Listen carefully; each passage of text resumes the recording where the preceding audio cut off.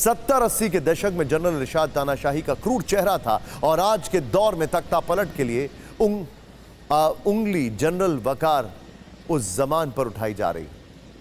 हालांकि उन्होंने शेख हसीना के देश छोड़ने के बाद अंतरिम सरकार बनाने का भरोसा दिया था और अब खबर यह है कि उस अंतरिम सरकार के चीफ एडवाइजर या कहें कि मुखिया नोबेल पुरस्कार विजेता अर्थशास्त्री मोहम्मद यूनुस होंगे। वो वापस लौट आ गए देश में। Mohammad Yunus social worker, banker और अर्थशास्त्री हैं। इनकी अपनी एक बड़ी इंटरेस्टिंग स्टोरी है। वैसे साल 2006 में उन्हें नोबेल पीस प्राइज मिला है। उन्हें यह नोबेल पुरस्कार गरीबी मिटाने के लिए दिया गया था। बैंकिंग क्षेत्र में काम करने के लिए वो गरीबों के बैंकर के नाम से मशहूर हैं। 18 फरवरी 2007 को यूनुस ने नागरिक शक्ति नाम से एक राजनीतिक पार्टी भी बनाई थी। आज से 15 साल पहले बांग्लादेश के प्रधानमंत्री पद को ठुकराया था। अब शेख हसीना के बाद उन्हें बांग्लादेश की सत्ता सौंपी गई है। हालांकि बहुत कम लोग ये बात जानते होंगे कि एक वक्त में मोहम्मद यूनुस शेख हसीना के पिता मुजीबुर रहमान के समर्थक थे और जब उन्होंने राजनीति में कदम रखा और नई पार्टी बनाई तो शेख हसीना उन्हें पसंद नहीं करती थी। एक समय ऐसा भी था जब शेख हसीना ने यह तक कह दिया था कि मोहम्मद यूनुस को गंगा में डुबो देना चाहिए। लेकिन समय का फेर देखिए, शेख हसीना बांग्लादेश छोड़कर भारत में है। आगे वो कहां जाएंगी, क्या करेंगी, ये किसी को पता नहीं है।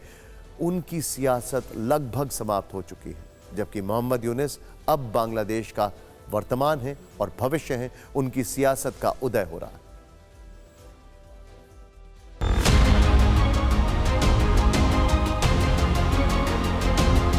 पिछले कुछ दिनों में बांग्लादेश की छवि को जिस तरह से नुकसान हुआ है उसकी कल्पना नहीं की जा सकती है। एक तरफ कट्टरपंथियों और जमात इस्लामी के लोगों की भीड़ उत्पात मचा रही है, दूसरी तरफ कुछ लोग ऐसे भी हैं जो हिंदुओं पर हो रहे अत्याचार रोकने की कोशिश कर रहे हैं।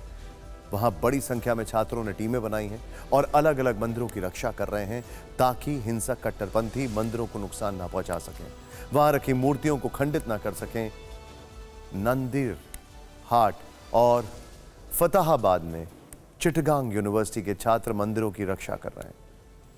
हाथाजारी काली मंदिर की रक्षा वहीं मौजूद मदरसे के छात्र कर रहे हैं।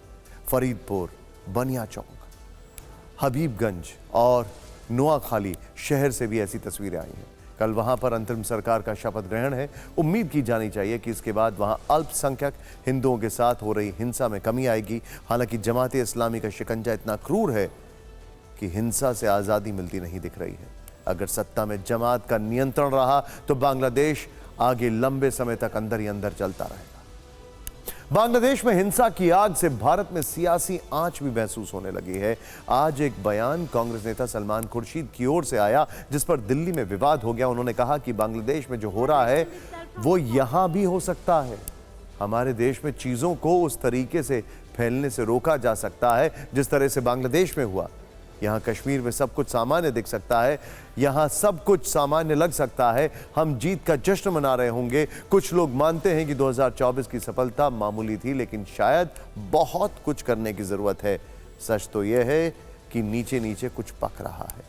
सलमान खुर्शीद विदेश मंत्री रहे हैं, कूटनीति के माहिर खिलाड़ी रहे हैं। अब नीचे क्या पक रहा है, वो क्या कहना चाहते हैं, उन्हें ही मालूम होगा। लेकिन सलमान खुर्शीद के इस बयान ने पक्ष विपक्ष दोनों को सवाल जवाब करने का मौका दे दिया। जम्मू कश्मीर की पूर्व सीएम महबूबा मुफ्ती ने तो साफ कहा है कि बांग्लादेश से सबक ले, तानाशाही लंबे समय तक नहीं चलती। पंजाब के सीएम भगवंत मान ने कहा कि बांग्लादेश में जिसने तानाशाही की उसे भागना पड़ा। शिवसेना यूबीटी यानी के नेता संजय राउत, उद्धव ठाकरे गुट, उन्होंने ये कहा है कि भारत के शासक बांग्लादेश से सबक लें और बीजेपी ने खुर्शीद के बयान को भड़काने वाली साजिश कहा।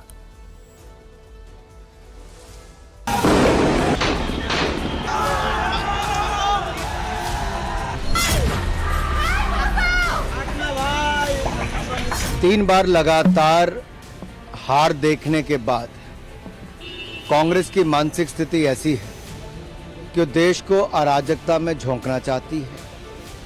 भय और भ्रम फैलाने का काम इनका पुराना है। कांग्रेस के नेता किस तरह की भाषा बोल रहे हैं बांग्लादेश में कि वहाँ पे जो अल्पसंख्यक हिंदू हैं उनके घर जलाए जा रहे हैं, अल्पसंख्यक हिंदू को मारा जा रहा है। सलमान खुर्शीद क्या संदेश देना चाहते हैं कि इस देश में भी अल्पसंख्यकों के साथ यही सब व्यवहार होगा?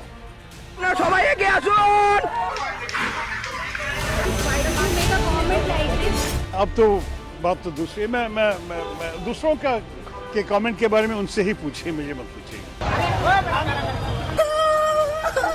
चुनाव में जीत नहीं पाने के कारण अपना खीज बैक गेट से इस प्रकार की अराजकता को फैला करके हिंदुस्तान को बर्बादी की ओर लेने की कोशिश जो कांग्रेस पार्टी की है वो आज जनता के सामने उजागर हो चुकी है। फिलहाल कुछ नहीं कहना चाहूँगा, बहुत संवेदनशील मुद्दा है ये।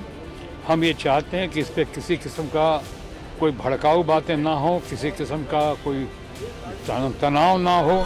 मैं जान कांग्रेस के बड़े नेताओं ने सलमान खुर्शीद के इस बयान को निजी बताया और एक सीमित दूरी बना ली है, लेकिन मध्य प्रदेश के वरिष्ठ कांग्रेस नेता सज्जन सिंह वर्मा ने उनकी बातों को और विस्तार देते हुए सियासत गरमा दी है। उनका कहना है कि श्रीलंका और बांग्लादेश के बाद अब भारत का नंबर है। क्या कहा उन्होंने, आइए देखते हैं। मैं तो सिर्फ इतनी बात कहना चाहता हूँ, 2 दिन से टीवी पे आप देख रहे हो, बांग्लादेश की जनता शेख हसीना की गलत नीतियों की वजह से, बांग्लादेश की सरकार की गलत नीतियों की वजह से कल प्रधानमंत्री आवास में घुस गई, राष्ट्रपति भवन में घुस गई। याद रखना नरेंद्र मोदी जी, एक दिन ये जनता जितने सड़क पे हिलोरे ले रही है, एक दिन तुम्हारी गलत नीतियों से तुम्हारे प्रधानमंत्री निवास में घुस जाएगी, कब्जा कर लेगी। अभी श्रीलंका में हुआ, पहले श्रीलंका में जनता प्रधानमंत्री के घर में घुसी, अब बांग्लादेश में घुसी। अब भारत का नंबर है। कुल मिलाकर बात यह है कि राजनीति के घोल में लिपटी आशंकाओं और वास्तविक चिंताओं में फर्क होता है। पड़ोसी देश की गतिविधियों पर नजर रखना और सावधान रहना एक बात है, और उसे राजनीतिक विरोध का हथियार बनाना एकदम अलग बात है। ये फर्क पहचानना होगा और याद रखना होगा कि भारत और बांग्लादेश में अंतर है। बांग्लादेश इस्लामिक राष्ट्र है, जबकि भारत किसी धर्म मजहब के चक्रव्यूह में फंसा हुआ राष्ट्र है ही नहीं। भारत में सर्वधर्म सद्भाव की नींव जो है वो मजबूती से खड़ी है। ये इस देश का डीएनए है, जहां पर हर धर्म की इज्जत और प्यार से उसको आगे बढ़ने की बात कही जाती है।